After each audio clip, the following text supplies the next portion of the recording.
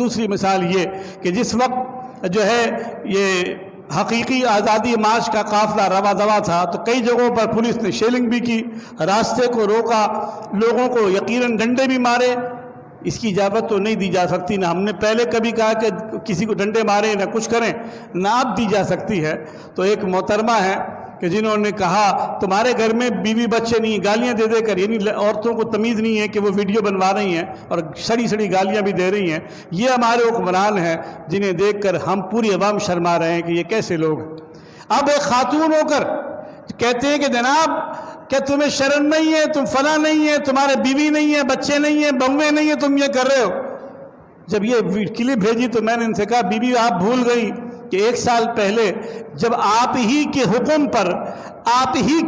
جب آپ وزارت کے مزے لے رہی تھی اور آپ کے وزیر داخلہ لوگوں کو جو ہے شیلنگ مار مار کر، وہ بھی ایکسپائرڈ شیل مار مار کر شہید کر رہے تھے، ڈائریکٹ فائرنگ کر کے سینکڑوں کارکنان تحریک لبیک پاکستان کے عاشقان مصطفیٰ کو شہید کیا جا رہا تھا، جب تو آپ کی زبان بند تھی۔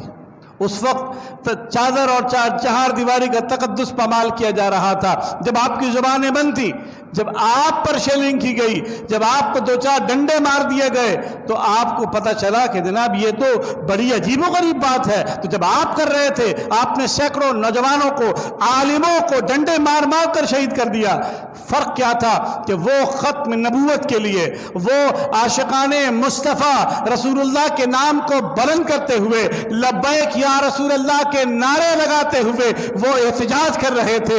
اقتدار کے لیے نہیں کر رہے تھے، اپنی حکومت جانے پر نہیں کر رہے تھے، وہ کر رہے تھے نبی محترم صلی اللہ علیہ وسلم کے ختم نبوت کے تاج کو بلند رکھنے کے لیے۔ تو آپ نے ان پر گولیاں برسائیں، ڈائریکٹ فائرنگ کی، ان پر شیلنگ کی گئی، یہاں تک کہ وہ ان میں سینکڑوں لوگ شہید ہو گئے، اپاہج ہو گئے، معذور ہو گئے، ایسے بیمار پڑ گئے کہ بیماری سمجھ میں نہیں آ رہی کہ کیا ہے۔ اس لیے فرق کیا تھا، وہ نبی کے نام کے لیے نکلے تھے تو آپ نے یہ سب کچھ کیا۔ اس وقت آپ کو یاد نہیں آیا کہ کوئی چادر بھی ہوتی ہے، کوئی چہار دیواری بھی ہوتی ہے، کسی چادر کا تقدس بھی ہوتا ہے، کسی چہار دیواری کا تقدس بھی ہوتا ہے، سر پہ امامہ اور چہرے پر داڑھی کا حرمت ہوتی ہے، احترام ہوتا ہے۔ اس وقت آپ کو نہ کچھ یاد آیا، نہ یاد کرنے کی آپ نے کوشش کی۔ 2-4 ڈنڈے، وہ بھی اس لیے کہ آپ کا اقتدار گیا،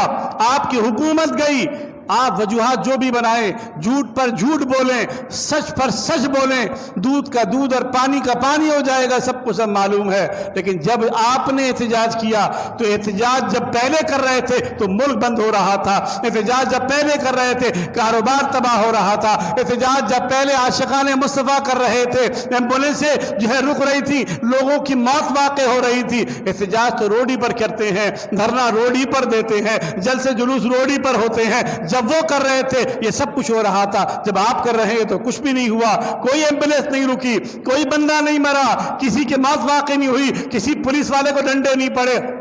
کسی پولیس والے نے کسی کو کچھ نہیں مارا، اس لیے کہ آپ دودھ کے دھلے ہیں۔ یاد رکھیں دنیا مکافات عمل ہے، لا یسخر قوم من قوم عسى ان يكونوا خيرا منهم۔ یاد رکھیں احترام اصل کس چیز کا ہے